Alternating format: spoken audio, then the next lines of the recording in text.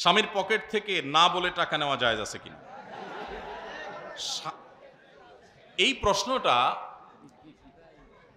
প্রশ্নটা আপনাদের হাসির কারণ হলেও অনেক মহিলাদের এই প্রশ্নটা অনেক গুরুত্বপূর্ণ, তার কাছে অনেক গুরুত্বপূর্ণ। আমার কাছে একবার রমজান মাসে রাতভর, সাধারণত আমরা আমাদের বাসায় রাতভর রমজানে সবাই জেগে থাকে, ইবাদতবন্দি করে, সকালে ঘুমায়, ফজর পড়ে ইশরাক পড়ে তারপর ঘুম দেয়। তো আমার মনে আছে যে রমজান মাসে এরকম একবার সকালে ঘুমাইছি, জোর আগে উঠে দেখি মোবাইলে একই নাম্বার থেকে অনেকবার কল, 15-20 বার বা এরকম অনেকবার কল। তো এত বেশি কল একটা নাম্বার থেকে দেখে কল ব্যাক করলাম যে কোনো কারোর বিপদ হলো কিনা। পরে দেখি ওই পাশ থেকে এক মহিলা ধরলো। বললাম, কি খবর, কোনো সমস্যা বোন? এতবার ফোন করেছেন, কে আপনি? তো বলে, হুজুর আমার একটা জরুরি বিপদ হয়েছে বা একটা ইমার্জেন্সি সমস্যা হয়েছে, একটা জরুরি জানা দরকার, এই জন্য ফোন দিলাম। তাই আমি বললাম, জরুরি তো বুঝছি, নাহলে এতবার কি ফোন দিয়েছেন, বলেন কি বিষয়। তখন বলল, হুজুর বিষয়টা হলো স্বামীর পকেট থেকে টাকা চুরি করা জায়েজ হবে কিনা। তা আমি বললাম, এটা জরুরি মাসালা হলো যে এটার জন্য এতবার ফোন দিছেন? আমার স্ত্রী পাশে ছিলেন, উনি শুনলেন। শোনার পর আমার স্ত্রী আমাকে বললেন, শুনো, তুমি সবকিছু নিজের মতো হিসাব করলে তো হবে না, ওই বেচারির জায়গায় তুমি চিন্তা করার চেষ্টা করো। সে হয়তো তার স্বামীর পকেটে জীবনে কঞ্জুস বেটা, হয়তো কোনোদিন টাকা পয়সা পায় নাই, আজকেই হয়তো চান্স পাইছে, এখনই তার মাসালার উত্তর দরকার। তো এটা তার জন্য ইমার্জেন্সি, তোমার কাছে এটা নাথিং হতে পারে। তো আপনারা হাসলে কি হবে, অনেক মহিলাদের কাছে এটা গুরুত্বপূর্ণ, কারণ অনেক কঞ্জুস স্বামী আছে, হাত খরচের টাকাও দেয় না, যার কারণে বেচারি চুরির চিন্তা করা ছাড়া উপায় থাকে না। যদিও এখানে বেচারিরও দোষ আছে। দোষ কি? দোষ হলো বিয়ের সময় তার মহর ধার্য হয়েছে না হয় নাই, কিন্তু সে মহর নেয় নাই। ওই বাসর রাতে স্বামীর পাম্পট্টি চোটে মাফ করে দিস, আছে না নেই? আমার দেশে মেয়েরা এত সোজা, শুধুমাত্র একটু। আর ছেলেরা এত পরিমাণ বাটপারি জানে, বাসর রাতে বলবে, ধরবে মহর 10 লাখ 20 লাখ, এভাবে বলবে, দেখো মহর তো এখন মুরব্বীরা ধরছে 10 লাখ এত টাকা, 20 লাখ এত টাকা, এখন আমি তো এখনো উপার্জন ওইভাবে করতে পারি না, অল্প স্বল্প ইনকাম, আর এই কদিন পরে ইটালি চলে যাবো, টাকার অভাব হবে, সবই তো তোমার। আর এই বোকাশোকা সহজ সরল মেয়েরাও বলে দেয়, ঠিক আছে, আরে টাকা দিয়ে কি হবে, আপনি বাদ দেন, এগুলো লাগবে না। তো তুমি মাফ করে দিছো তো? হ্যাঁ আমি মাফ করে দিছি, শেষ। এই চান্সে ফেলায়া মেয়েদেরকে বোকা বানায়া এই বাটপারি করে পুরুষগুলা সব মহারণা মাফসাফ করায় না। এবার বেচারি মহিলা হুজুরের কাছে প্রশ্ন দেওয়া লাগে যে পকেট থেকে চুরি করে নিতে পারবো কিনা। আপনার চুরি করার দরকারটা কি? আপনি তখন তো নিজের হক নিতে পারতেন, ছেড়ে দিতে বলছে কি আপনাকে? অবশ্য না ছেড়ে উপায় নাই, কারণ মহিলা যদি বাসরাতে বলে যে না চান্দু, টাকা দেয়া ছাড়া কথা নাই, আগে মহর পরিশোধ করো, তখন তো বলবে বাপরে বাপ, এই মহিলার সাথে গড় করবো কেমনে, ওই বাসর থুয়া ছেলে পালাবে। আমাদের সমাজে মেয়েদের অধিকার আমরা নানাভাবে বলণ্ঠিত করি এবং নষ্ট করি, তাদের মহর ঠিক মতো দেই না। তো যাই হোক, মা বোনদের অধিকার, তাদের পাওনা দিয়ে দিবেন, টুকটাক তাদের হাত খরচে দেওয়া উচিত। তাদের মা আছে, বাবা আছে, খোঁজ খবর নিবে, যতটুকু পারেন সাধ্য অনুযায়ী তাদেরকে খোঁজ খবরের জন্য বা হাত খরচের জন্য টাকা পয়সা দিবেন। যদি কোনো স্বামী ন্যায্য পাওনা না দেয়, সংসারে খরচের টাকাও না দেয়, তাহলে সেক্ষেত্রে তার পকেট থেকে টাকা স্ত্রী নিতে পারেন। যদি তার ন্যায্য সংসারের বাজার খরচের টাকাও না দেয়, কঞ্জুস হয়, বা অনেক সময় দেখা যায় একাধিক বিয়ে হলে সে অন্য স্ত্রীর দিকে ঝোঁক থাকে, এখানে টাকাই না দেয়, তাহলে এক্ষেত্রে আপনার যতটুকু ভরণ পোষণের জন্য প্রয়োজন ততটুকু তার অজান্তেও তার পকেট থেকে আপনি নিতে পারবেন। কিন্তু আপনি চাইনিজ খাওয়ার জন্য, মার্কেটিং করার জন্য, আপনার বোনের ছেলে মেয়েকে জামা কাপড় কিনে দেওয়ার জন্য আর ফাও খরচ করার জন্য স্বামীর পকেট থেকে না বলে টাকা চুরি করলে সেটা কিন্তু জায়েজ হবে না, এটা মনে রাখতে হবে। আমাদের ছেলে ও মেয়েরা নিয়মিত 5 ওয়াক্ত নামাজ সময় মতো পড়ে না, কাজা পড়ে, রেগুলার কাজা হয় কি না? এটা কোনো মা প্রশ্ন করেছেন সম্ভবত। ছেলে মেয়েরা বাসায় নিয়মিত নামাজ পড়ে না, প্রতিদিন কাজা করে নামাজ পড়ে। প্রতিদিন কাজা করলে কাজা হবে কিনা? আমাদের অনেকেই আছেন এই কাজটা করেন, যে প্রতিদিন ফজর নামাজ 7টা 8টার দিকে উঠে পড়েন। এরকম মানুষ আছে না নাই? আল্লাহ সুবহানাহু ওয়া তাআলা বলেছেন, ইন্নাস সালাতা কানাত আলাল মুমিনিনা কিতাবাম মাওকুতা, নিশ্চয়ই নামাজ ইমানদারদের জন্য নির্দিষ্ট সময়ে পড়াটা অপরিহার্য এবং ফরজ করে দেওয়া হয়েছে। সময়ের বাইরে হঠাৎ একদিন চলে যেতে পারে, আপনার ঘুম ভাঙে নাই, অ্যালার্ম দিয়েছেন কিন্তু টের পান নাই, হঠাৎ কোনো কালে কদাচিৎ হতে পারে, সেটা গ্রহণযোগ্য। নবী সাল্লাল্লাহু আলাইহি সাল্লামের জীবনে একবার হয়েছে, তো আপনার জীবনে একবারের জায়গায় 2বার 4বার হতে পারে, বছরে 1বার 2বার হতে পারে। কিন্তু প্রতিদিন যদি ঠান্ডা মাথা এরকম হয়, বিশেষ করে শোয়ার সময় যদি আপনি নিয়ত করে অ্যালার্মটাই দেন সকাল 7টায় উঠবেন, তো সেক্ষেত্রে আপনার ঈমান নিয়ে সন্দেহ করার যথেষ্ট সুযোগ আছে। বিষয়টা অনেক সহজ না। একটা হলো আমি অ্যালার্ম দিলাম, উঠতে পারলাম না, চেষ্টা করলাম, অলসতার কারণে উঠতে পারলাম না, উঠার পর অপরাধ বোধ জাগলো, সেটা এক জিনিস। আর একটা হলো আপনি শোয়ার সময় নিয়ত করছেন 9টা বাজে উঠে নামাজ পড়বো, 7টা 8টা বাজে উঠে নামাজ পড়বো, তাহলে এটা শুধু কবিরা গুনাহ না, ওয়াক্ত মতে নামাজ পড়া যে ফরজ, ঠান্ডা মাথায় আপনি সেই ফরজটা তরক করলেন। আপনি ঘুমের তালে নষ্ট করেছেন এমন না, আপনি ঠান্ডা মাথা নষ্ট করেছেন। খুব জঘন্য অপরাধ। কোনো বাসায় ছেলে মেয়েরা যদি বেনামাজি হয় বা কারোর যদি নামাজে উঠতে দেরি হয়, বিশেষ করে ফজরে, তাহলে ধরে নিতে হবে যে ওই বাসায় মানুষদের রাত দেরি করে শোয়ার বদভ্যাস আছে। রাতে তাড়াতাড়ি শোয়া উত্তম না দেরিতে শোয়া উত্তম? তাড়াতাড়ি শোয়া উত্তম। নবী করিম সাল্লাল্লাহু আলাইহি সাল্লাম সম্পর্কে হাদিসে আসছে, কারণ নবী সাল্লাল্লাহু আলাইহি সাল্লাম ইয়াকরাহুন নাওম ক্বাবলা আল-ইশা ওয়াল হাদিসা বাদা। তিনি এশার আগে ঘুমানো অপছন্দ করতেন আর এশার পরে কথাবার্তা বলা অপছন্দ করতেন। আর আমাদের ওয়াজ মাহফিল হোক, যত কাজ হোক, সব জমে এশার পরে। এটা ইসলাম না। কে শুনে কার কথা? কাউকে শোনানো যায় না। ময়মনসিংহে এক জায়গায় মাহফিলে গেছি, আমার শর্তই থাকে ফরমে যে আমি গভীর রাত পর্যন্ত কথা বলবো না, আমাকে আগে আগে দিতে হবে। বলে হ্যাঁ হুজুর আপনাকে আগে আগে দিই, আমি 10টার ভিতরে আমার আলোচনা শেষ করবেন। বলে হ্যাঁ ঠিক আছে। এবার যাওয়ার পরে খাওয়া দাওয়া দিয়া আমারে বালিশ কাঁথা দেখাই দিয়ে বলছে হুজুর এবার আপনি রেস্ট করেন। তখন 10টা অলরেডি পার হয়ে গেছে। বললাম আমার না 10টায় ওয়াজ শেষ করার কথা। বলে যে না আপনি তো শেষ বক্তা, এখনো দেরি আছে, আপনি ঘুমান, আমরা দেখা দিব 11টা 12টার দিকে। এ হলো আমাদের ওয়াজ মাহফিলের অবস্থা। ভাইরা আমার, পৃথিবীতে যে সমস্ত দেশের যে সমস্ত মানুষ উন্নত হয়েছে, সেটা আমেরিকানদের কথা বলেন, সেটা চাইনিজদের কথা বলেন, জাপানিজদের কথা বলেন, কোরিয়ানদের কথা বলেন, আমার নিজের যে সমস্ত দেশে যাওয়ার সুযোগ হয়েছে, আমার দেখার সুযোগ হয়েছে, আমি নিজের চোখে দেখেছি অনেক দেশে, যে তারা মাগরিবের পর, তাদের তো নামাজ কালাম নাই, সন্ধ্যার পর পর তারা খেয়ে ঘুমায় পড়ে, এবং রাত 8টা 9টায় তাদের রাস্তাঘাটে গাড়ি পাওয়া যায় না। আর আমাদের শহরে রাত 8টা মানে সারা দিনের 24 ঘন্টার ভিতরে সবচেয়ে পিক টাইম রাস্তায়, তাই না? পাবলিক সবচেয়ে বেশি ব্যস্ত। আর তাদের দেশগুলোতে ভোরে মানুষ কফি শপে সিরিয়াল লেগে যায়, কাজে যাবে, তারা ঘুম থেকে উঠে যায়। আর আমাদের সকাল 9টা 10টার আগে দোকানদার দোকানই খোলে না, কারণ পাবলিক সব নাক টেনে ঘুমাচ্ছে। মনে রাখবেন, নবী সাল্লাল্লাহু আলাইহি সাল্লাম যে নির্দেশ করে গেছেন, অমুসলিমরা সেটা ধরে আছে, জেনে হোক না জেনে হোক, বুঝে হোক না বুঝে হোক, অথচ আমরা মুসলমানরা আজ সেটা আমাদের মধ্যে ধারণ করতে পারি না। এই জন্য আমি বলি, যুবকরা অনেকে পড়ালেখা করতে করতে আপনার রাত 12টা 1টা পর্যন্ত ঘুমান না। হেফজুখানার ছাত্ররা গোটা দেশে, হেফজের ছাত্ররা সবাই 100% হেফজখানার ছাত্ররা রাত 10টার ভিতরে ঘুমায় যায়। 10টার পরে কোনো হেফজুখানায় বাংলাদেশে পড়ালেখা হয় না, আবার ভোর রাত্রে তারা উঠে যায়।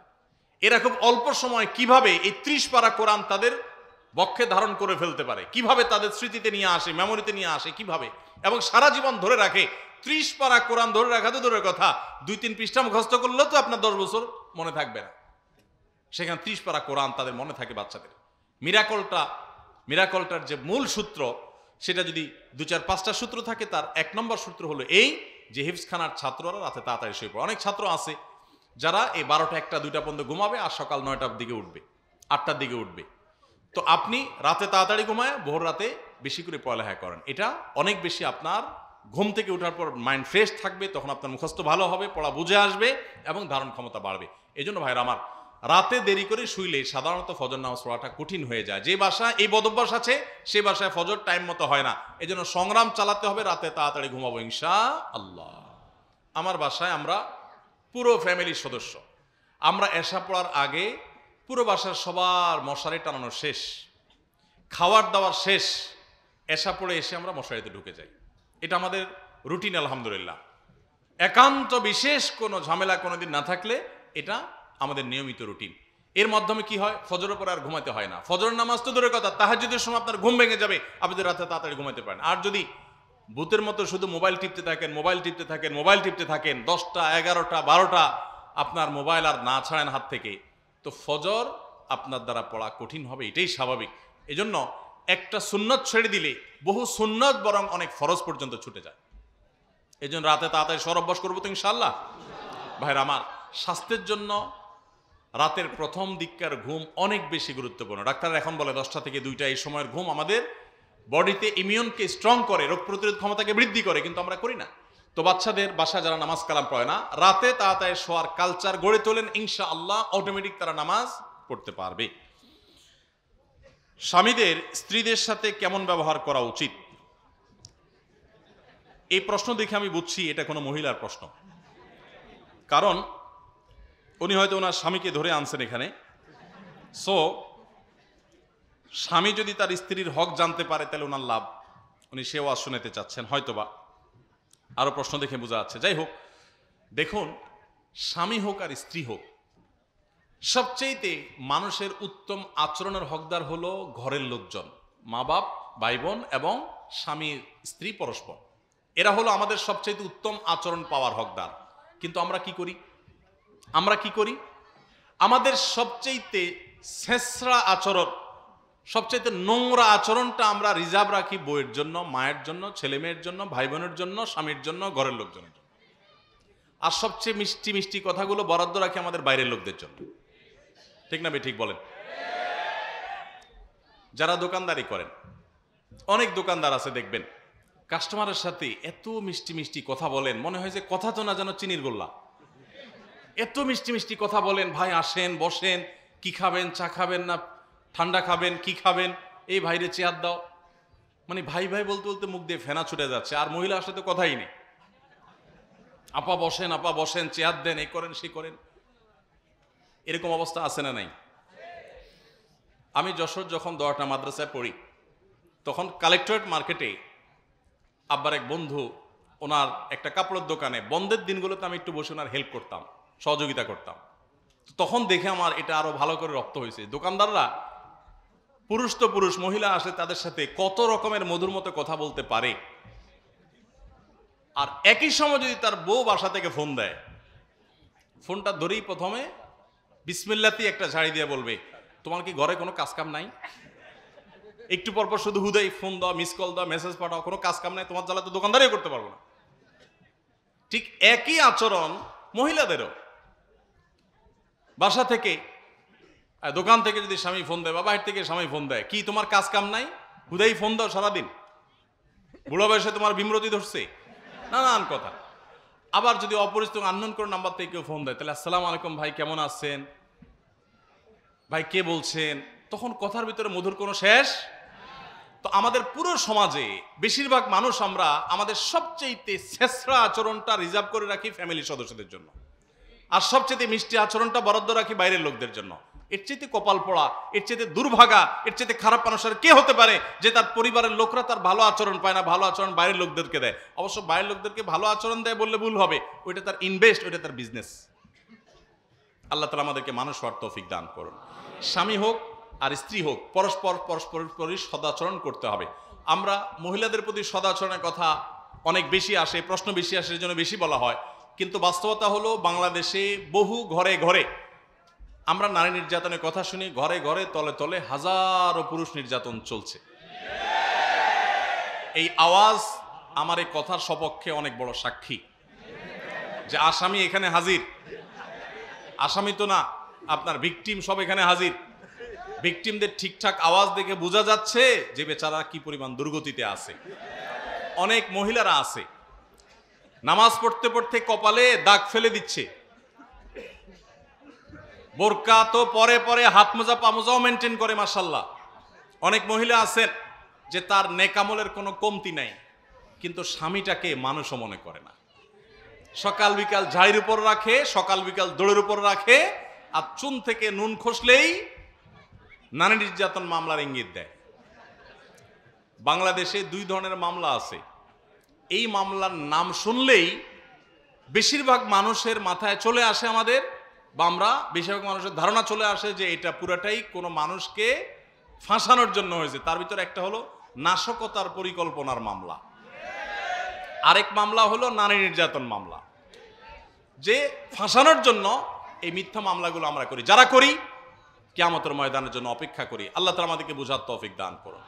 তাহলে মনে রাখবো যে স্বামী স্ত্রী উভয়ের হক আদায় করতে হবে, কেউ কারোর প্রতি জুলুম করতে পারবেন না। মহিলারা তারা অনেক সময় দেখা যায় স্বামীর প্রতি বেয়াদবি করেন, স্বামীকে পাত্তা দেন না, কোনো কথা শুনেন না। আল্লাহ এবং তার রাসূল সাল্লাল্লাহু আলাইহি সাল্লামের পর আপনার অভিভাবক, আপনার স্বামী, লোকটা যদি একটু বোকাও হয়, লোকটা যদি একটু বেকুব কিসিমেরও হয়, আপনার চাইতে 1 ইঞ্চি কমও বুঝে, আল্লাহ তাকে আপনার অভিভাবক করেছেন। আপনি তার আনুগত্য, যদি সে কোনো অন্যায় নির্দেশ না করে, তাহলে তার আনুগত্য করার মধ্যেই আপনার দিনদারি নিহিত আছে। আপনার জন্য নফল আমল করার চাইতে, নফল নামাজ পড়ার চাইতে, নফল দাওয়াতের কাজ করার চাইতে নিজের স্বামীর আনুগত্য করার, স্বামীর সেবার গুরুত্ব অনেক বেশি। আমি প্রায় বলি, এটা আমাদের মা বোনদের জন্য তিতা করল্লার মতো আমল। তিতা করল্লার জুস পান করা যেরকম কষ্টের, মহিলাদের জন্য এইসব আমল কষ্টের। মহিলাদেরকে সুবহানাল্লাহ আলহামদুলিল্লাহ বলতে বললে ওনারা অনেক খুশি, কোরআন তেলাওয়াত করতে বলেন অনেক খুশি, কানের দুলগুলা খুলে আল্লাহর রাস্তায় দান করতে বলেন তাও রাজি, মাগার স্বামীকে শ্রদ্ধা করতে অনেকেই রাজি না। আল্লাহ তাআলা আমাদের সবাইকে স্বামী স্ত্রী পরস্পরের হক আদায় করার তৌফিক দান করুন। সদাচরণ করা, উভয়ের প্রতি পরস্পরের কর্তব্যগুলো জেনে সেগুলো পালন করা, নিজের আচরণ দ্বারা কষ্ট না দেওয়া, এগুলো আমাদের কর্তব্যের অংশ। পেরেশানি এবং মানসিক চাপ থেকে মুক্তি পাওয়ার উপায় এবং আমল কি? পেরেশানি এবং মানসিক চাপ থেকে মুক্তি পাওয়ার জন্য সর্বপ্রথম হলো ঈমান এবং তাকওয়াকে মজবুত করা।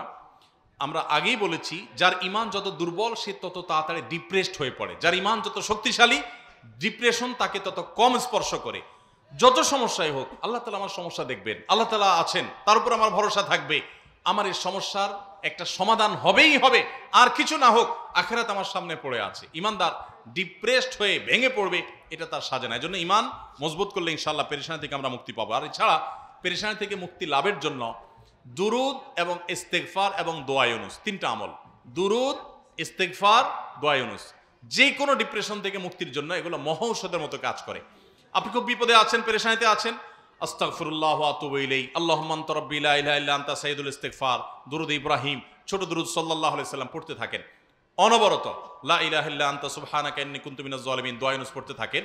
আল্লাহ সুবহানাহু ওয়া তাআলা বলেছেন ওয়া কাযালিকা নুনজিল মুমিনিন, ইউনুস আলাইহিস সালামকে যেভাবে এই দোয়ার মাধ্যমে আল্লাহ রক্ষা করেছেন, ঠিক একইভাবে ঈমানদারদেরকে আল্লাহ তাআলা রক্ষা করবেন দোয়া ইউনুসের মাধ্যমে ইনশাআল্লাহ। এজন্য এই আমল করবেন। তৃতীয়ত আরেকটা স্পেশাল দোয়া আছে পেরেশানি থেকে মুক্তির জন্য, নবী সাল্লাল্লাহু আলাইহি ওয়াসাল্লাম পড়তেন। দোয়াটা হলো আল্লাহুম্মা ইন্নী আউযু বিকা মিনাল হাম্মি ওয়াল হাযান, আল্লাহুম্মা ইন্নী আউযু বিকা মিনাল হাম্মি ওয়াল হাযান ওয়া আউযু বিকা মিনাল আজজি ওয়াল কাসাল ওয়া আউযু বিকা মিন গালাবাতিদ দাইনি ওয়া কাহরির রিজাল। আল্লাহ আপনার কাছে পেরেশানি থেকে, ডিপ্রেশন থেকে, চিন্তা থেকে, দুশ্চিন্তা থেকে আপনার কাছে পানা চাই, মুক্তি চাই। আল্লাহ তাআলা আপনার অন্তরকে প্রশান্ত করবেন ইনশাআল্লাহ। আর সর্বশেষ আমল হলো ভোর রাতে তাহাজ্জুদের সময় উঠে চোখের পানি ফেলে আল্লাহর কাছে দোয়া করবেন ইনশাআল্লাহ। আল্লাহ তাআলা অসাধ্যকে সাধন করে দিবেন। ঢাকায় বাংলাদেশের প্রথম সারির একটা ব্যবসা প্রতিষ্ঠান, 1, 2, 3 পড়বে এরকম একটা ব্যবসা প্রতিষ্ঠান, একটা কর্পোরেট অফিসে আমার একটা কাজে একবার যেতে হয়েছে। তো সেখানে এক ভদ্রলোকের সাথে দেখা, সে অফিসের বড় কর্মকর্তা। উনি আমাকে দেখে খুব আবেগ আপ্লুত হলেন এবং আমাকে একটা সময় ওনার অফিসে দাওয়াত করলেন, চা খাওয়ার জন্য গেলাম। প্রসঙ্গত উনি বললেন যে ভাই, আমার জীবনে আপনার একটা কথার প্রভাবে আমার পুরো জীবনটাকে পরিবর্তন করছে। আমার একটা আগ্রহ তৈরি হলো, কি এমন কথা যে একটা লোকের জীবনটাকে চেঞ্জ করে দিছে, বলেন ভাই। তখন লোকটা আমাকে বললেন যে ভাই, আমার এমন একটা রোগ হয়েছে যে দেশ তো দেশের বাইরে বিভিন্ন চিকিৎসা আমার নেওয়া হয়েছে, বিভিন্ন হসপিটালে আমি ট্রিটমেন্ট নিয়েছি, কিন্তু আমার কোনো সমাধান হয় নাই, কোনো রোগ ভালো হয় নাই। শেষ পর্যন্ত কোম্পানির চাকরি ছেড়ে গ্রামে চলে গেছি, জাস্ট মরার অপেক্ষা। কারণ আমার এ রোগ থেকে মুক্তির কোনো উপায় নাই, কষ্টের কোনো শেষ নাই, যে কোনো মুহূর্তে মৃত্যু আসবে, এটার জন্য অপেক্ষা করছি। তো এর মধ্যে আপনার এক আলোচনা থেকে তাহাজ্জুদের সময় অসাধ্য সাধন হয়, ভোর রাতের দোয়া অসম্ভব সম্ভব হয়, এটা জানার পর ওই দিন থেকে তাহাজ্জুদ পড়া শুরু করলাম। কয়েকদিন পড়ার পর একদিন তাহাজ্জুদে প্রচুর কান্নাকাটি করলাম, তাহাজ্জুদ পড়ে প্রচুর আল্লাহর কাছে চোখের পানি ফেললাম, সিজদা পড়ে থাকলাম। এরপর তাহাজ্জুদের নামাজ পড়ার পর সকাল থেকে আমার শরীর থেকে সেই রোগ যে উধাও হয়েছে, এখন আবার কোম্পানিতে ব্যাক করে আমি চেয়ারে বসে কাজ করছি। আমার রোগ হওয়ার আগে আমি যতটা সুস্থ ছিলাম, আল্লাহর কসম এখন আমি তার চাইতে অনেক গুণ বেশি সুস্থ। এখনো বেঁচে আছেন এই লোকটা, আমার সাথে যোগাযোগ হয়নি, আমি তো প্রায় যোগাযোগ হয় ভাইরা আমার। এজন্য ডিপ্রেশন থেকে বাঁচার জন্য আল্লাহর কাছে চোখের পানি ফেলে দোয়া করে। মানুষের কাছে বললে পেরেশানি আরো বাড়ে, আবার না বললে আপনি হালকাও হবেন না। চোখের পানি ফেলে আল্লাহকে মন খুলে বলেন, একাকি কেউ যেন না শুনে, চিৎকার করে করে বলেন। এই যে রমজান আসছে, সারা বছর তাহাজ্জুদ পড়তে পারেন না, কিন্তু রমজানে তো আপনি সারি খেতে উঠেন। সারি খেতে উঠলে ওই টাইমে ভোর রাতে একটু আল্লাহর কাছে দোয়া করেন, এই টাইমে দোয়া কবুল হয়। আল্লাহ তাআলা আমাদের সবাইকে তৌফিক দান করুন। বিভিন্ন সময় আমাদের কিছু জিনিসে পা লাগলে আমরা হাত দিয়ে ছুঁয়ে, বুকে ও মাথায় ছুঁয়ে সালাম করি, এটা কতটুকু যুক্তিসঙ্গত, এটা কি ঠিক? কোনো কিছু যদি পা স্পর্শ হয়, কোনো কিছুতে পা লাগে, একজন মানুষের গায়ে পা লাগছে, আমরা তার গাটাকে স্পর্শ করে চুমো খায় বা বুকে হাত রাখি। এটা মূলত করি হলো যে পাও লাগাটাকে আমাদের সমাজে অসম্মানজনক মনে করা হয়। আমার পা লাগাটা যে ভুলে হয়ে গেছে, জাস্ট সেটা বোঝাবার জন্য আমরা এটা করি। সো এরকম যদি হয় তাহলে সেক্ষেত্রে শুধুমাত্র এই বার্তা দিলাম এর মাধ্যমে যে আমি মূলত ইচ্ছাকৃত আপনার পায়ে গায়ে আমি লাথি দেই নাই, পা দেই নাই, এটা ভুলে লেগে গেছে, টাচ করে তাকে শুধু এটা আমি বোঝালাম, এটুকু ঠিক আছে, কোনো অসুবিধা নেই। কারণ প্রত্যেক অঞ্চলের মানুষের ভাষা, তাদের আচরণ, তাদের মনের ভাব ব্যক্ত করার পদ্ধতি ভিন্ন ভিন্ন হতে পারে, এবং এভাবে আমরা আমাদের জাস্ট মনের ভাবটাকে ব্যক্ত করছি, এখানে কোনো অন্যায় হচ্ছে না, শুধুমাত্র বলছি সরি বা দুঃখিত বা আমি ইচ্ছাকৃত মারি না, এই কথাটাকে আমরা একটা আচরণ দিয়ে বোঝালাম, কোনো অসুবিধা নেই। তবে কোনো জিনিসে পাওয়া লাগলে সেখানে ওইটা ছোঁয়াছুঁইতে কিছু আসে যায় না, কারণ ওই জিনিসের প্রতি তো আর সম্মান অসম্মান জিনিস তো আর বুঝবে না যে তাকে ছুঁয়ে আমি আবার সরি বলেছি। অতএব জিনিস পাও লেগে গেছে, যদি এই জিনিসটা পাও লাগার মতো জিনিস না হয়, খাদ্য, সেখানে পা লেগে গেছে, তাহলে সেক্ষেত্রে আমার সতর্ক হতে হবে পরবর্তী জনের জন্য এটা না হয়। কিন্তু সেখানে ছোঁয়াছুঁই করার কোনো যৌক্তিক কারণ নাই। কিন্তু কোনো মানুষের গায়ে লেগে গেছে, আমরা ছুঁয়ে নিলাম, টাচ করলাম, ধরলাম, বুঝালাম, এটা জায়েজ হতে পারে ইনশাআল্লাহ তাআলা। বাবার বাড়ির নাটোর, সেখানে কসর পড়বো নাকি পুরো নামাজ পড়বো? একজন বোন প্রশ্ন করেছেন। মেয়েরা বাবার বাড়িতে গেলে সফরের নামাজ অর্থাৎ কসর পড়বেন না পুরো নামাজ পড়বেন? এর উত্তর হলো যে মেয়েরা বিয়ের পর স্বামীর সংসারে যখন চলে আসে এটা তাদের স্থায়ী ঠিকানা হয়। বাবার বাড়ি তখন তারা সেখানে গেস্ট এবং মেহমান হিসাবে যান, বিধায় সেখানে তিনি কসরের নামাজ পড়বেন। কিন্তু যদি কোনো মেয়ের বাবার বাড়িতে থাকার ব্যবস্থা থাকে, স্বামী সন্তান নিয়ে তিনি সেখানেও মাঝে মধ্যে থাকেন, তাহলে সেক্ষেত্রে সেটা তার একটা হোম, সেকেন্ড হোমের মতো হবে, সেটা তার আরেকটা বাড়ির মতো হবে, সেখানে তিনি পুরো নামাজ পড়বেন। বাট ম্যাক্সিমাম মেয়েদের এই ব্যবস্থা নাই, বাবার বাড়িতে গেলে জাস্ট একটা কক্ষ তাকে দেওয়া হয়, তিনি থাকেন, বেড়ায় আবার চলে আসেন। এরকম যদি হয় তাহলে তিনি বাবার বাড়িতে কসরের নামাজ পড়বেন, যদি সেটা সফরের দূরত্ব হয়। আর যদি কাছাকাছি হয় তাহলে তার কসরের প্রশ্ন নেই। অজু অবস্থা বা নামাজের মাঝে বাচ্চাদের টয়লেট ক্লিন করার প্রয়োজন হলে আবার কি অজু করতে হবে, নাকি আগের অজুতেই নামাজ পড়া যাবে? বাচ্চার বয়স 21 মাস, মেয়ে বাচ্চা। ছেলে বাচ্চা হোক আর মেয়ে বাচ্চা হোক, বড় হোক আর ছোট হোক, বাচ্চাদের পেশাব পায়খানা করেছে, তাদের প্যান্ট, তাদের প্যাম্পাস ইত্যাদি আপনি পরিষ্কার করেছেন, এগুলো পরিষ্কার করার কারণে আপনার অজু নষ্ট হবে না। তবে যদি হাতে ময়লা লাগে, যে জায়গায় ময়লা লেগেছে ওই জায়গাটা ধুয়ে ফেলবেন, বাস এটুকু যথেষ্ট, আর নতুন কিছু আপনাকে করতে হবে না। আমার 2021 সালে করোনা হয়েছিল, আমি 8-10 দিন আইসিইউতে ছিলাম, আল্লাহ আমাকে বাঁচিয়ে রেখেছেন, পুরোটাই আল্লাহর ইচ্ছা। তারপর থেকে আমার একটার পর একটা অসুখ লেগেই থাকে, আমি একদমই সুস্থ থাকতে পারি না। এখন আমার কিছু মনে থাকে না, বেশি সময় ধরে কোরআন শরীফ ওজিফা বই পড়তে পারি না। আপনি আমার পরিবার ও সন্তানের জন্য খাস দিলে দোয়া করবেন, আমার জন্য দোয়া করবেন, আমাকে এমন একটা আমল লিখে দিবেন যেন আমি মারা গিয়ে আল্লাহর সামনে মুখ দেখাতে পারি। সবশেষে আমার ছোট মেয়ের জন্য দোয়া করবেন। আল্লাহ তাআলা আপনার প্রতি রহম করুক এবং আপনার মেয়ে এবং পরিবারের প্রতি রহম করুক। সেই সাথে আপনার জন্য যে আমলে কথা বলবো সেটা হলো, কোনো গুনাহে লিপ্ত হবেন না। আল্লাহ তাআলা আইসিইউ থেকে আপনাকে ফিরিয়ে এনেছেন। করোনার সময় আমারও করোনা হয়েছে, আমি হসপিটালে ভর্তি ছিলাম, সেখানে কত মানুষ অসহায় হয়ে গেছে আমরা দেখেছি। আমার এক পরিচিত বন্ধু ঢাকা মেডিকেল কলেজের ডাক্তার, তিনি বলেছেন যে এক লোক আমার রোগী হয়ে করোনার সময় এসছে, তার প্রথম করোনা পজিটিভ হওয়ার পরে সে কোনো পাত্তাই দিচ্ছে না এবং কোনো সাইড দিচ্ছে না, বলে যে আমি খুব স্ট্রং মানুষ, খুব ফিট মানুষ, আমি অনেক এক্সারসাইজ করি, আরে কিছুই হবে না। বলে যে 2-4-5 দিন যাওয়ার পর আস্তে আস্তে আস্তে আস্তে যখন সে উইক হয়ে আসছে, একটা পর্যায়ে আইসিইউতে চলে গেছে, তখন সে একদম আইসিইউ যাওয়ার আগ মুহূর্তে সে একেবারে সুইর মতো সোজা হয়ে গেছে, তার সব বাহাদুরি শেষ। শেষ পর্যন্ত লোকটা বেঁচে ছিল এবং ওই ডাক্তার সাহেব আমাকে বলেন যে যতবার দেখা হয় তার সাথে আমি জিজ্ঞেস করি কি খবর আপনার বাহাদুরির, তো বলে যে মাথাটা তার নিচু হয়ে যায়। আল্লাহ সুবহানাহু ওয়া তাআলা মানুষকে এক মুহূর্তেরও প্রয়োজন হয় না আল্লাহ তাআলা মানুষকে সোজা করার জন্য, দুর্বল করার জন্য। তো এরকম কঠিন সময় থেকে আল্লাহ ফিরিয়ে এনেছেন, সেজন্য আল্লাহ শুকরিয়া আদায় করবেন আর সকল গুনাহ থেকে, হারাম থেকে বেঁচে থাকবেন। আগের গুনাহগুলোর জন্য তওবা ইস্তেগফার করতে থাকবেন, বেশি বেশি চোখের পানি ফেলতে থাকবেন, এটা ইনশাআল্লাহ সবচেয়ে গুরুত্বপূর্ণ আমল। আমার আব্বু 18 সাল থেকে হজে যাব করে যায় না, বলে ছেলেদের পড়ালেখা এত খরচ, তাদের মানুষ করে নেই, ইনশাআল্লাহ যাব। তার সত্যি খরচ অনেক, অথচ কিছু সম্পদ বিক্রি করলেই যেতে পারে। আমাদের অর্থনৈতিক অবস্থা আলহামদুলিল্লাহ ভালো, তাকে নসিহতপূর্বক কিছু বলুন। দেখুন, প্রথম কথা হলো যে মাশাআল্লাহ, এটা ভালো কথা যে ছেলে বাপরে নসিহত করার জন্য চিঠি লিখেছে, এটা তো অনেক আনন্দের বিষয়। আমাদের ঘরে যে এরকম ছেলে আছে যে বাবার সংশোধন চায়, এটা তো আনন্দের বিষয় আলহামদুলিল্লাহ।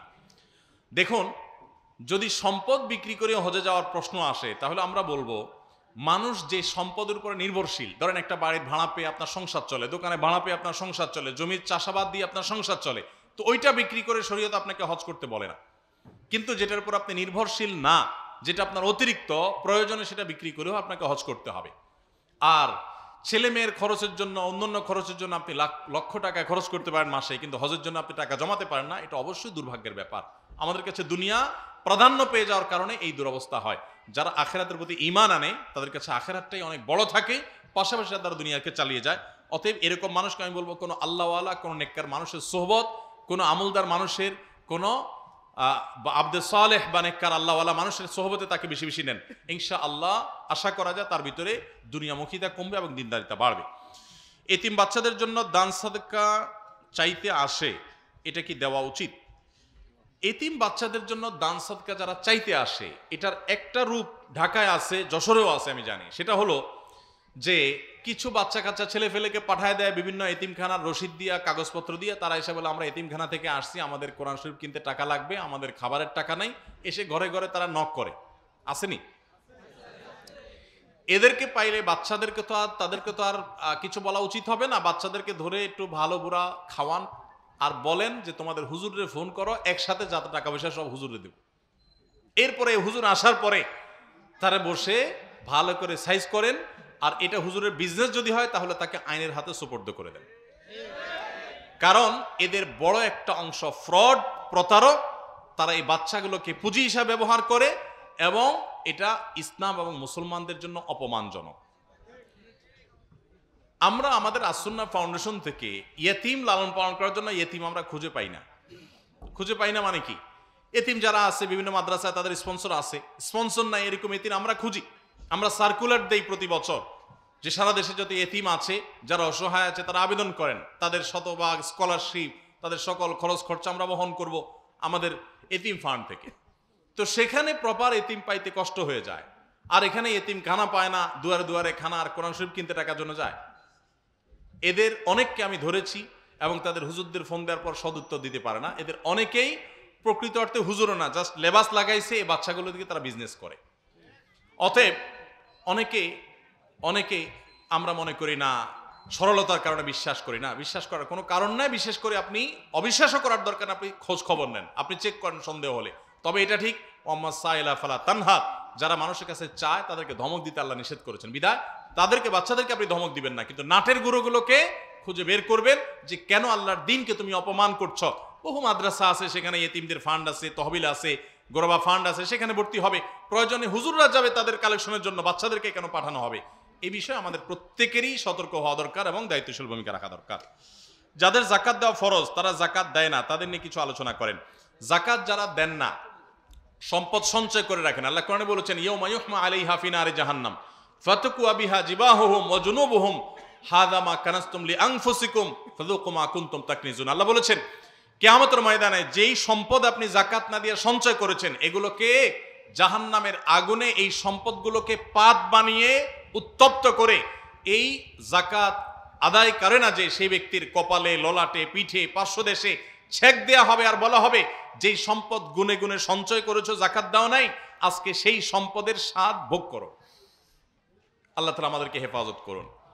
জাকাতকে নবী সাল্লাল্লাহু আলাইহি ওয়াসাল্লাম বলেছেন কিয়ামতের আগে একটা সময় আসবে যে জাকাতকে মানুষ জরিমানা মনে করবে, এটাকে অর্থদণ্ড মনে করবে, লস মনে করবে, যে এটা দিয়ে দিলাম আমার তো কোনো ব্যাক আসবে না। এটা কিয়ামতের আলামত যে মানুষ এটাকে জরিমানা মনে করে। মনে রাখবেন, জাকাত কখনো লসের প্রজেক্ট না। আপনি যেটা জাকাত দিয়েছেন আপনার আখিরাতের অ্যাকাউন্টে জমা হয়ে গেছে, এটা আপনার কেউ নিতে পারবে না, বিনিময় আল্লাহর কাছে পাবেন। সো এটা আপনার জন্য লসের কোনো জিনিস না, এটাকে জরিমানা মনে করা অনুচিত। জাকাতের গুরুত্ব যদি আমরা বুঝতাম, তাহলে জাকাত আমরা কেউ দেওয়া থেকে বিরত থাকতাম না। জাকাত ইসলামের ফরজ বিধান শুধু না, ইসলামের নামাজের পরে যেই রোকনের গুরুত্ব, সেটা হলো জাকাত। আমরা আমাদের দেশে সাধারণত বলি নামাজ রোজা, সাধারণত আমরা বলি নামাজ রোজা, আসলে হওয়ার কথা নামাজ জাকাত। নামাজ জাকাত না নামাজ রোজা? নামাজের পরে রোজা আসে না জাকাত আসে? আল্লাহ গোটা কোরআন জুড়ে বলেছেন আকিমুস সালাহ ওয়া আতুজ যাকাত। নামাজ কায়েম করার পরে আল্লাহ জাকাতের কথা বলেছেন, কিন্তু আমরা বলতে বলি কি নামাজ রোজা। রোজা তো 3 নম্বরে, 2 নম্বরে তো জাকাত। তো জাকাতের ব্যাপারে আমরা অনেকে উদাসীন। আমরা নামাজ পড়ি অনেকে, কিন্তু জাকাত দিতে চাই না, কারণ নামাজ পড়তে পয়সা লাগে না, রোজা রাখতে পয়সা লাগে না। বন্ধু কয়েক প্রকার। কিছু দোস্ত পাবেন যে আপনার জন্য ও মুখ দিয়ে ফেনা তুলে ফেলবে, পারলে গায়ে গোতরে খাইটা দিবে। টাকা পয়সার কথা বললে সে বলবে দোস্ত আমি তো সরি। আবার কিছু আছে এর উল্টো, যে তার অনেক টাকা পয়সা আছে, সে বলবে দেখো ভাই আমি সময় দিতে পারবো না, টাকা লাগলে কিছু নিয়ে যাও। আছে না নাই? আবার কিছু আছে যে মুখে শুধু ফেনা তুলবে, টাকাও দিবে না, সময়ও দিবে না। আরেক প্রকার আছে না নাই? আরেক প্রকার বন্ধু আছে, টাকা লাগলে টাকা দিবে, আবার গায়ে খাটা লাগলে গায়েও খেটে দিবে। তাহলে 4 প্রকার হলো। মানুষও এরকম, মুখ দিয়া বলবে আমি ইমানদার, নামাজেরও খবর নাই, জাকাতেরও খবর নাই। মুখ দিয়ে বলবে ইমানদার, নামাজ রোজা পড়বে, জাকাত ঠিক মতো দিবে না। লোক আছে ইমানদার হয়ে সে নামাজও পড়ে আবার জাকাতও। এরা হলো আল্লাহ তাআলার প্রকৃত বান্দা, আসল মুসলমান। সে জান মাল সবকিছু কোরবান করে। আল্লাহ তাআলা আমাদেরকে তৌফিক দান করুন। যশোরের স্বনামধন্য একটি কলেজে ছাত্রদের দায় রাখতে বাধা প্রদান করা হয়, এক্ষেত্রে ছাত্রদের করণীয় কি? ছাত্রদের করণীয় হলো ঐক্যবদ্ধভাবে আন্দোলন করা এবং অধিকার আদায় করা। দাড়ি রাখা এটা আমাদের সাংবিধানিক অধিকার। বাংলাদেশের সংবিধান প্রত্যেক ধর্মের মানুষকে যার যার ধর্ম পালন করার অধিকার দিয়েছে না দেয় নাই? সেই ধর্ম পালন করতে বাধা দেওয়ার এখতিয়ার কোনো অথরিটির কখনো থাকতে পারে না। অতএব যদি কোনো অথরিটি বাধা দেয়, সেখানে ঐক্যবদ্ধভাবে প্রতিরোধ আন্দোলন গড়ে তুলবেন। আমাদের দেশে হাতে গোনা বলবো আমি, কারণ হাজার হাজার প্রতিষ্ঠান আছে, হাতে গোনা 2-4টা প্রতিষ্ঠানে এরকম কিছু মানুষ, তারা মানুষকে তাদের ধর্ম পালনে বাধা দেয়। সেখানে আপনার যত রকমের আকাম কুকাম হবে, যত রকমের খারাপ কাজ হবে, সেগুলো নিয়ে তাদের মাথা ব্যথা নাই। চাঁদাবাজি হবে, অছাত্ররা এসে হল দখল করবে, সন্ত্রাস করবে, ব্যভিচার হবে, ধর্ষণ হবে, সেগুলো নিয়ে তাদের মাথা ব্যথা নাই। কেউ দায় রাখলে তাদের খোঁচায়।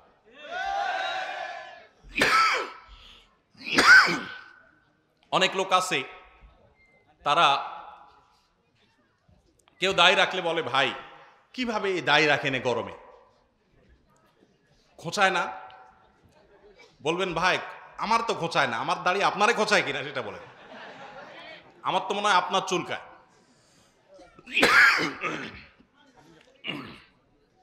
তো যাই হোক, কলেজের ছাত্ররা শান্তিপূর্ণ আন্দোলনের মাধ্যমে তাদের ন্যায্য অধিকার আপনারা আদায় করা উচিত। কারণ অনেক জায়গায় দেখা যায় মেয়েরা যদি হিজাব করতে যায় তো স্কুল কলেজে তাদেরকে বাধা দেওয়া হয়, তাই না? কদিন আগে ইসলাম বিশ্ববিদ্যালয়ের মতো জায়গায় কুষ্টিয়ায় একটা মেয়ে পর্দার সাথে সে পরীক্ষা দিতে গেছে, তাকে পরীক্ষা দিতে দেওয়া হয়নি। সেটা নিয়ে যখন সারা দেশে ওলামা একরাম কথা শুরু করলেন, যখন লেখালেখি হলো, আন্দোলন হলো, প্রতিবাদ হলো, নিউজ হলো, তখন পরবর্তীতে শুনেছি তাকে তার অধিকার দেওয়া হয়েছে। এটা কখনো গ্রহণযোগ্য হতে পারে না যে একজন মেয়ে তিনি স্কুল কলেজে শর্টকাট পোশাক পরতে পারবেন, এটা তার অধিকার থাকতে পারে, কিন্তু একজন মেয়ে পর্দা করতে পারেন না, এটা কখনো যৌক্তিক হতে পারে না। একটা ছেলে সে যে কোনো পোশাক পরতে পারবে, যে কোনো কাটিং এ চুল রাখতে পারবে, কিন্তু তার দাড়ি রাখতে পারবে না, এটা কখনো গ্রহণযোগ্য হতে পারে না। অতএব এ ধরনের অন্যায় আচরণ যারা করবে, তরুণ শিক্ষার্থীদের কর্তব্য সেখানে সে অবস্থায়, এমনকি আপনার মুখে দাড়ি নেই, একজনের দাড়ি রাখতে দেওয়া হচ্ছে না, তাহলে তার প্রতি জুলুম করা হচ্ছে। আপনি নিজে দাড়ি রাখেন আর না রাখেন, আপনি ওই লোকটার, ওই ছাত্রটার অধিকার হরণ করার কারণে আপনার আন্দোলনে, শান্তিপূর্ণ আন্দোলনে আপনার সামিল হওয়া উচিত। এত বড় স্পর্ধা কারোর থাকতে পারে না। আল্লাহ তাআলা কর্তৃপক্ষকে হেদায়েত দান করুন। 5 জন কর্মচারী, 3 জন মুসলমান, 2 জন হিন্দু রমজান মাসে একসাথে ইফতার করতে পারবে কিনা? অবশ্যই পারবে। দোকানের 5 জন কর্মচারীর কিছু মুসলমান কিছু হিন্দু আছেন, হিন্দু যারা আছেন তাদেরকে বা অন্য ধর্মাবলম্বী যারা আছেন তাদেরকে আপনার যে ইফতার সেটা তাদেরকে অফার করতে পারেন, তাদের সাথে শেয়ার করতে পারেন, কোনো অসুবিধা নেই। একসাথে ইফতারও খেতে পারেন, কোনো সমস্যা নেই। এমনকি আপনার অন্য ধর্মাবলম্বী কোনো সহকর্মী, কোনো প্রতিবেশী আপনাকে কোনো খাবার দিয়েছে, ইফতারের জন্যই দিয়েছে, সেই খাবারটা যদি হালাল হয় আপনার সেটা গ্রহণ করতেও কোনো অসুবিধা। আমরা অনেক সময় ইসলামের নামে ভুল বুঝি বা বিভ্রান্তি ছড়াই। অনেকে মনে করে অন্য ধর্মের মানুষের সাথে গায়ে টাচ করলে বোধহয় অসুবিধা হবে। ইসলাম এরকম সংকীর্ণ কোনো বিষয় নয়, বরং আল্লাহ সুবহানাহু ওয়া তাআলা বলেছেন, লা ইয়ানহাকুমুল্লাহু আনিল্লাযিনা লাম ইউকাতিলুকুম ফিদ-দীন ওয়া লাম ইখরিজুকুম মিন দিয়ারিকুম আন তাবাররুহুম ওয়া তুকসিতু ইলাইহিম ইন্নাল্লাহা ইউহিব্বুল মুকসিতিন। যেই সমস্ত অন্য ধর্মের অনুসারী মানুষেরা তোমাদেরকে তোমাদের বাড়ি থেকে বের করে দেয় নাই, যুদ্ধ চাপিয়ে দেয় নাই, বরং শান্তিপূর্ণ সহাবস্থান করছে, তাদের প্রতি ন্যায়নিষ্ঠ আচরণ করতে, সেই অন্য ধর্মের মানুষদের প্রতি ভালো আচরণ করতে, ইনসাফপূর্ণ আচরণ করতে আল্লাহ তোমাদের তো নিষেধ করেনি না, বরং ন্যায়নিষ্ঠ আচরণকারীদেরকে আল্লাহ ভালোবাসেন। তাহলে বোঝা গেল যে আমাদের হিন্দু, খ্রিস্টান বা অন্য ধর্মাবলম্বীর সহকর্মী বা প্রতিবেশী, তাদের প্রতি আমাদের সদাচরণ থাকতে হবে এবং তারই অংশ হিসাবে তাদেরকে আমরা খাবার শেয়ার করতে পারি এবং তাদের খাবার গ্রহণ করতে পারি। আমরা বরং ইসলামের সৌন্দর্য তাদেরকে দেখাবো, যাতে তারা ইসলামে আকৃষ্ট হয়, ইসলামের পথে আসে। আল্লাহ যেন তাদেরকে হেদায়েত দান করেন। হুজুর, বেয়াদবি মাফ করবেন, আমি একটা মেয়েকে ভালোবাসতাম, পরে জানতে পারি সে অন্য একজনকে ভালোবাসে, তাই ওই কথা জানার পর আমি খুব কষ্ট পাই এবং নেশার মধ্যে জড়িয়ে পড়ি। এখন আমার করণীয় কি?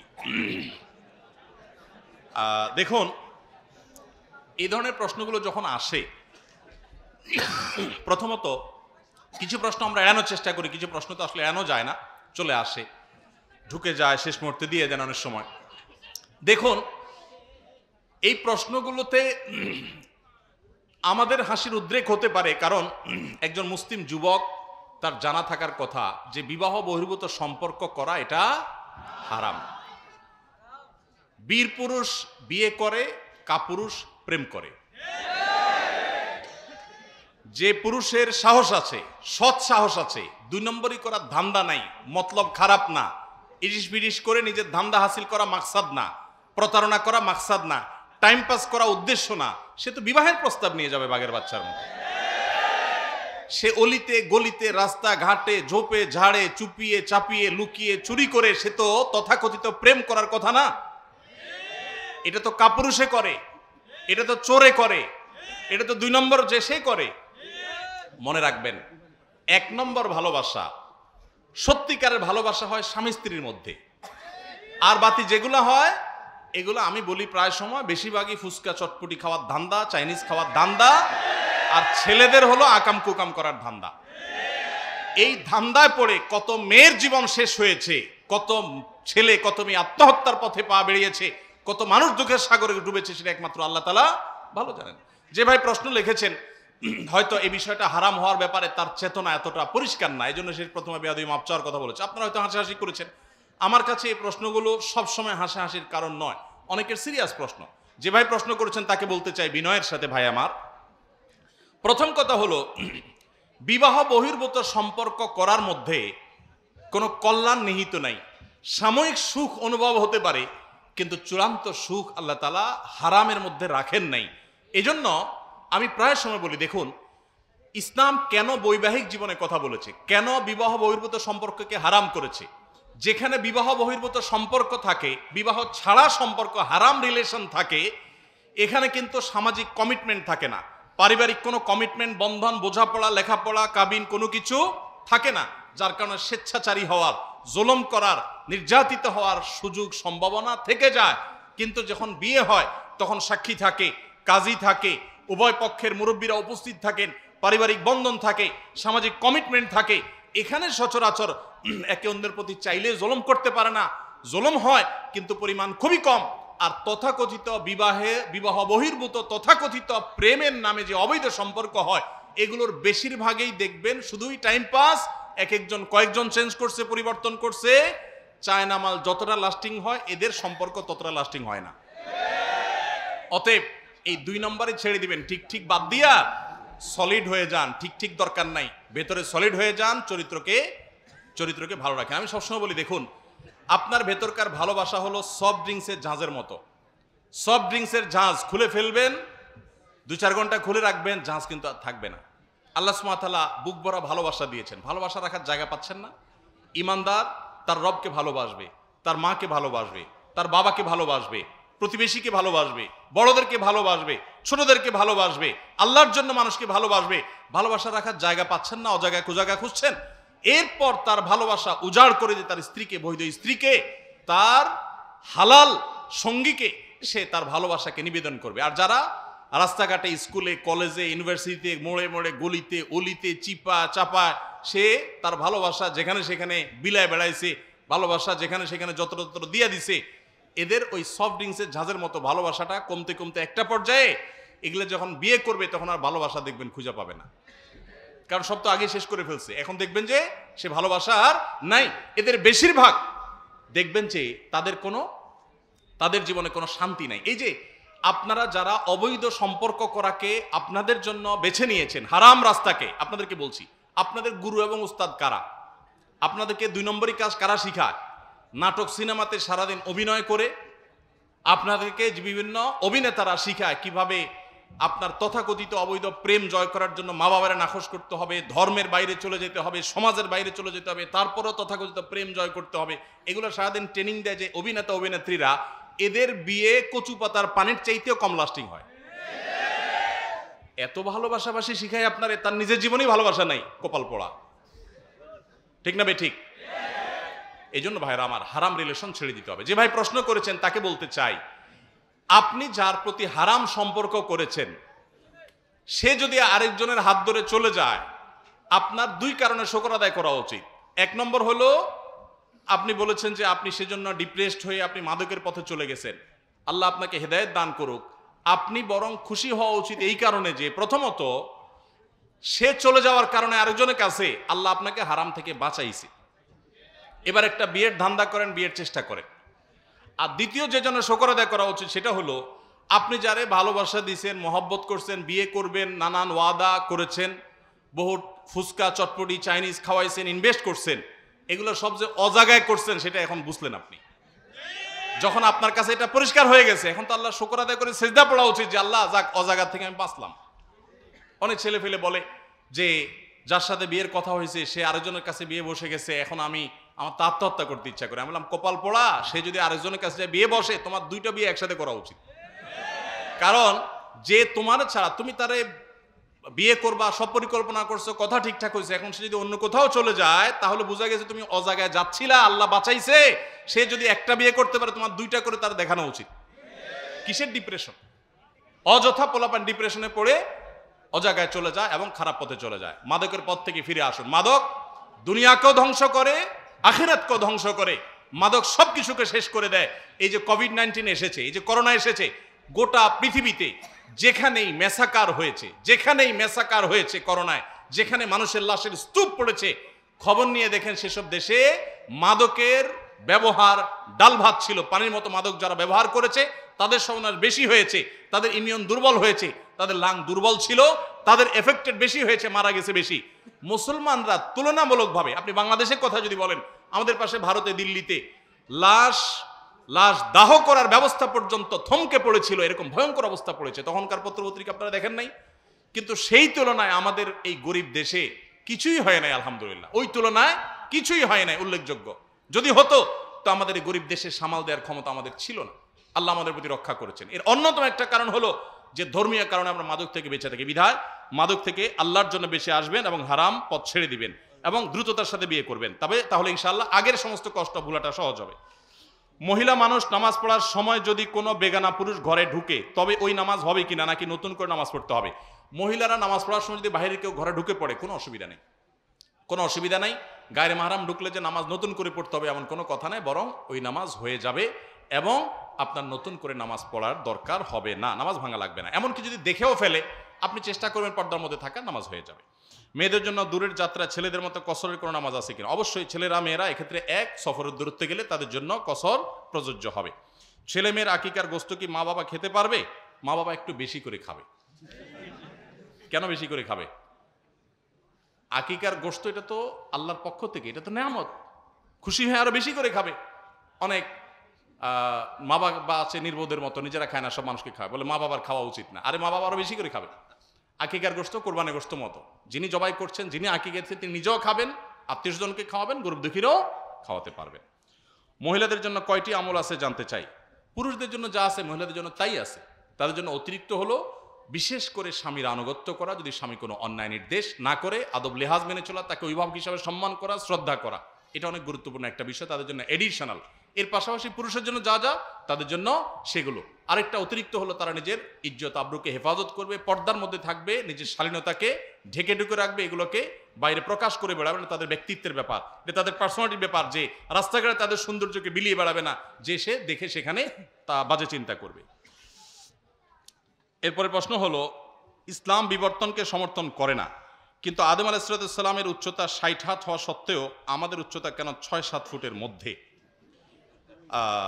দরকারি প্রশ্ন। দেখুন, বিবর্তনবাদ বলতে যেটা প্রসিদ্ধ যে থিওরি আছে, যে মানুষ বানর ছিল, সেখান থেকে মানুষ হয়েছে, শিম্পাঞ্জি থেকে মানুষ হয়েছে, ইত্যাদি ইত্যাদি, এই জাতীয় থিওরি, এটা কোরআন হাদিসের সাথে পরিষ্কার সাংঘর্ষিক। মানুষকে আল্লাহ তাআলা কিভাবে সৃষ্টি করেছেন মাটি থেকে, তার বিস্তারিত বিবরণ কোরআনে আছে। সো মানুষ কোনো প্রাণী থেকে সৃষ্টি হয়ে আসছে, এটা বলা হলো কোরআনকে অস্বীকার করার শামিল। তবে কোনো প্রকারের বিবর্তন হয় নাই, এটা তো সঠিক না।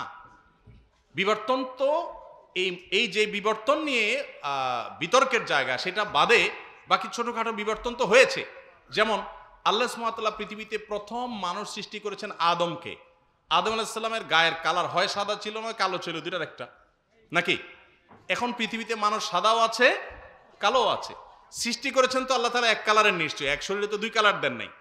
তাহলে সেক্ষেত্রে এখন কিছু মানুষ কালো, কিছু মানুষ সাদা হলো, তাহলে ওনাকে আল্লাহ যেভাবে সৃষ্টি করেছেন তার সন্তানদের মধ্যে কিছুটা পরিবর্তন হয়েছে। কেউ খাটো হয়েছে, কেউ লম্বা হয়েছে, পরিবর্তন হয়েছে। কেউ হায়াত বেশি পেতে, কেউ হায়াত কম পায়, তাহলে বিবর্তন, এরকম বিবর্তন তো হয়েছে। এটাকে তো অস্বীকার করে না কেউ, ইসলাম এটাকে অস্বীকার করে না। কিন্তু বিবর্তন বলতে ওই যে বিতর্কিত থিওরি, যে মানুষ প্রাণী ছিল, সেখান থেকে মানুষ হয়েছে, ধীরে ধীরে পরিবর্তন হয়ে হয়ে, এটা বস্তাস্পর্শা এবং বাস্তবতা বিবর্জিত। শুধু কোরআনের আলোকে যে অপ্রমাণিত তা না, বৈজ্ঞানিকভাবেও এটা অপ্রমাণিত। বিভিন্ন বিজ্ঞানীরা এটার বিপরীতে গবেষণা করে প্রমাণ করেছেন যে এরকম বিষয় সত্য নয়, সেটা ভিন্ন বিষয়। বাকি এই ধরনের বিবর্তন যেটা আপনি উল্লেখ করেছেন, আমি আরো কয়েকটা দেখালাম, এগুলো ইসলাম অস্বীকার করে না। ইহুদিরা এত অপরাধ করা সত্ত্বেও প্রায় সব প্রসিদ্ধ নবী রাসূল তাদের হেদায়েতের জন্য আল্লাহ কেন প্রেরণ করেছেন? এটাই তো স্বাভাবিক। যারা যত খারাপ হবে তাদের মধ্যে তত নবী রাসূল পাঠানোর দরকার হবে, এটাই তো স্বাভাবিক। জাহা মুসা ওয়াহা ফেরাউন, যেখানে জাহা ফেরাউন ওয়াহা মুসা, যেখানে ফেরাউন থাকবে সেখানে কি থাকবে? মুসা থাকবে। যারা যত খারাপ তাদেরকে সাইজ করার জন্য তত বেশি নবী রাসূলের দরকার হবে, এটাই তো স্বাভাবিক। মহারণার টাকা দিয়ে দেওয়ার সাথে খোরপোশের টাকা দিলে তালাক হয়ে যাবে কিনা? না, এরকম তো কোনো কথা নাই। খোরপোশ মহারণার টাকা দিলে তালাক হবে কেন? বরং মহারণার টাকা তো দিয়ে দেওয়া উচিত। দেখেন, রাসূল আকরাম সাল্লাল্লাহু আলাইহি ওয়াসাল্লাম ফাতিমা রাদিয়াল্লাহু তাআলা আনহা বিয়ে যখন আলী তাআলার সাথে কথা ঠিক হয়েছে, তিনি নিজে নবী সাল্লাল্লাহু আলাইহি ওয়াসাল্লামকে শর্ত দিয়েছেন যে আমার মহর কিন্তু আগে পরিশোধ করতে হবে। আমার দেশে এখন যদি মেয়েরা বলে যে বাবা মহরের টাকা আগে পরিশোধ করতে হবে, বাবা বলবে বাবা রে মেয়েটা যে কি, আর স্বামীও বলবে যে কি রাক্ষস। তো এটা ইসলাম তাদেরকে অধিকার দিয়েছে, অধিকার থেকে বঞ্চিত করার সুযোগ আমাদের নাই। কোনো ব্যক্তি দীর্ঘদিন স্ত্রীর সাথে রাগারাগির কারণে স্ত্রীর কাছে যদি না থাকায় নিষিদ্ধ পল্লীতে যে তার যৌন চাহিদা মেটায়, তারপর সে জানতে পারলো যে সে কঠিন ধরনের গুনাহের কাজ করছে, আল্লাহ কি তার তওবা কবুল করবেন? অবশ্যই আল্লাহ তাআলা তার তওবা কবুল করবেন। এমন কোনো অপরাধ না যে আল্লাহ কবুল করবেন না। নিজের কর্মে লজ্জিত হয়ে ফিরে এসে আর জীবনে কখনো এই পথে যদি না পা বাড়ায়, ইনশাআল্লাহ আল্লাহ তাআলা তাকে মাফ করবেন। সকল গুনাহ আল্লাহ তাআলা মাফ করেন। একজন বাবা বলেছেন, আমি জমি সম্পদ ভাগ ছেলে মেয়েকে ভাগ করে দিব না, আমি কবরে গিয়ে তোদের মারামারি দেখব। এটা কি ঠিক আছে কিনা? শুনেন, যেই চাচা এই কথা বলেছেন, সত্যি যদি কোনো বাবা এরকম কথা বলে থাকেন যে আমি কবরে যাই তোদের মারামারি দেখবো, আগে ভাগ দেব না, উনি মনে করছেন কবরটা বোধহয় কোনো পিকনিক স্পট, যে উনি বসে বসে মজা দেখবেন। উনি যে নিজের আমল নামা নিয়ে দৌড়ের উপরে থাকবেন, ওনার সেই চিন্তা মাথায় নাই। দেখুন, দিন সম্পর্কে আমরা কতটা জাহেল হলে এই ধরনের কথা বলতে পারি, আল্লাহ তাআলা একমাত্র ভালো জানেন। তবে এটা ঠিক যে মানুষের মৃত্যুর আগে তো ভাগ বন্টন হবে না, ভাগ বন্টন তো হবে কি মৃত্যুর পর, সেটাই স্বাভাবিক। হ্যাঁ, ওসিয়ত করে যাবেন যে করোনা দিন যে সন্তানের যেন বন্টন করে, এর বাইরে যেন না যায়। অতীতে আমি অনেক গুনাহ করেছি, কিন্তু আমি আল্লাহর কাছে ক্ষমা চেয়েছি। এই গুনাহ ক্ষমা চেয়েছি, এই গুনাহ কি মাফ হওয়ার যোগ্য? যত গুনাহি আপনি করেন না কেন, আল্লাহ বলেছেন লা তাকনাতু মির রাহমাতিল্লাহ, তোমরা আল্লাহর রহমত থেকে নিরাশ হইও না। ইন্নাল্লাহা ইয়াগফিরুয যুনুবা জামিআ, কারণ আল্লাহ তাআলা সমস্ত গুনাহ মাফ করে দিবেন। সো এমন কোনো অপরাধ নাই যে অপরাধ আল্লাহ তাআলা মাফ করবেন না। আপনি আল্লাহর কাছে নিশ্চিন্তে আশা নিশ্চিত বিশ্বাস রেখে আপনি তওবা করবেন। আমার বয়স 24, মোটামুটি একটা কর্মসংস্থান আছে, আমি আলহামদুলিল্লাহ 5 ওয়াক্ত নামাজ পড়ার চেষ্টা করি। আমার বিয়ের কথা পিতামাতাকে বললে মা বলে তোর বাপ 29-30 বছরে বিয়ে করেছে, তুই এত তাড়াতাড়ি বিয়ে করবি কেন? এখন আমি কি করতে পারি এবং কিভাবে তাদের বোঝাবো? মা যদি এরকম কথা বলে, মাকে বলবেন, মা আমার বাপ যখন বিয়ে করেছে তখন ফেসবুক ইউটিউব ছিল না, তখন স্মার্টফোন ছিল না, তাদের চরিত্র ফেরেশতার মতো থাকাটা সহজ ছিল। এখন সেই দিন নাই, এখন ভয়াবহ পরিস্থিতি, কঠিন চ্যালেঞ্জ মোকাবেলা করতে হয়।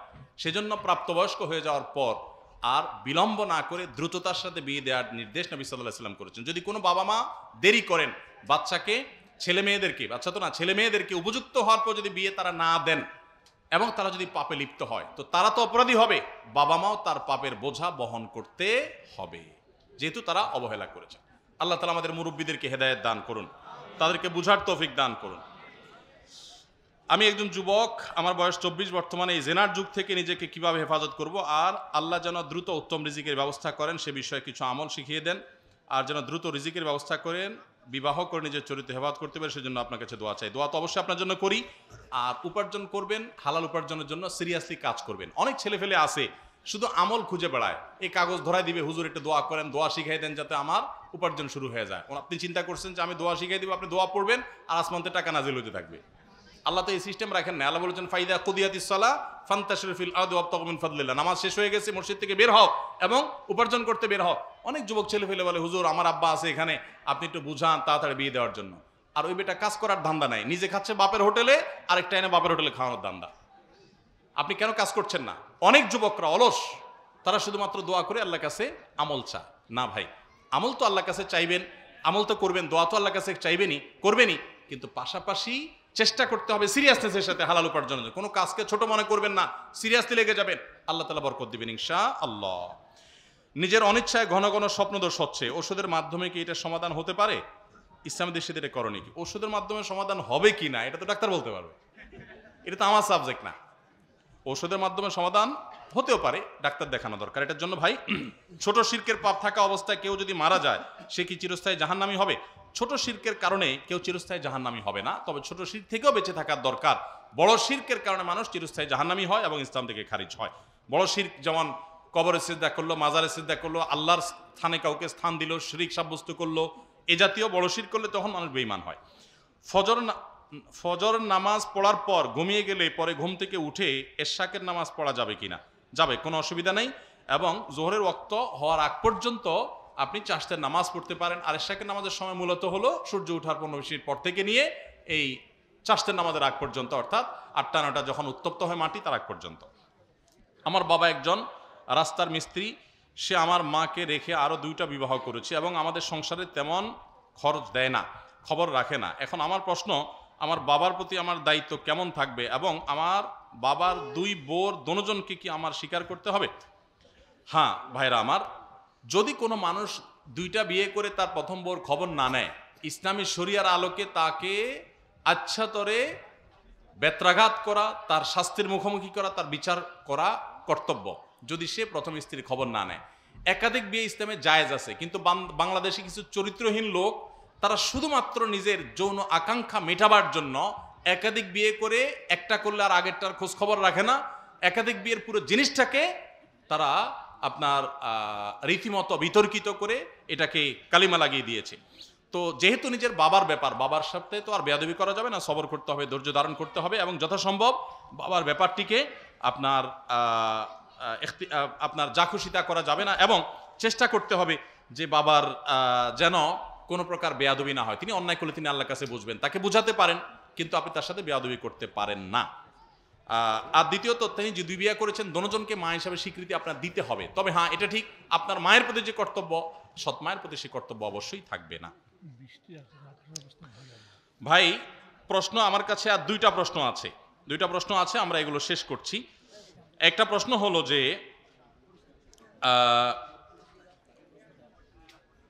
সংসারে ছোট বড় কোনো ব্যাপার ঘটলে অনেক সময় রাগের মাথায় স্বামী স্ত্রীকে অথবা স্ত্রী স্বামীকে অনেক রকম কটু কথা বলে, এ সম্পর্কে ইসলাম কি বলে?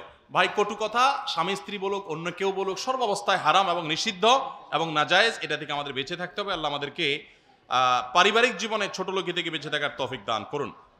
আমি কি আমার মৃত মায়ের বিবাহে উপহার প্রাপ্ত গহনা একমাত্র উত্তরাধিকার পাবো কিনা? এখন আমার সৎ এক ভাই আছে, বইমাত্র আমি আমার মায়ের একমাত্র। এটার জন্য কোনো আলেমের কাছ থেকে ফারাইজ করে নেবেন ভাই, এগুলো সংক্ষেপে উত্তর দেওয়া কঠিন। আমরা সর্বশেষ প্রশ্ন উত্তর দিচ্ছি। একজন পাপী বান্দা কি ইমানের মৃত্যু আশা করতে পারে? মানুষ যদি পাপীও হয় তারপরও সে ইমানের মৃত্যু আশা করতে পারে, কারণ আল্লাহ রাব্বুল আলামিন কাকে ইমানের মৃত্যু দিবেন, কাকে ইমানের মৃত্যু দিবেন না, এটা একমাত্র আল্লাহ তাআলার ব্যাপার। আল্লাহ তাআলা যে কোনো ব্যক্তিকে ইমানের মৃত্যু দিতে পারেন। তবে পাপী হয়েও ইমানের মৃত্যু আসার জন্য তার যেটি করা দরকার সেটা হলো তিনি ইস্তেগফার করবেন, আল্লাহর কাছে আগে গুনাহ থেকে মুক্তি চাইবেন, পাশাপাশি তিনি আল্লাহর কাছে ইমানের মৃত্যু কামনা করবেন। আল্লাহ তাআলা আমাদের সবাইকে যা শুনলাম জানলাম আমল করার তৌফিক দান করুন। জাযাকুমুল্লাহু খাইরা ওয়া আখিরু দাওয়ানা আনিল হামদুলিল্লাহি রাব্বিল আলামিন।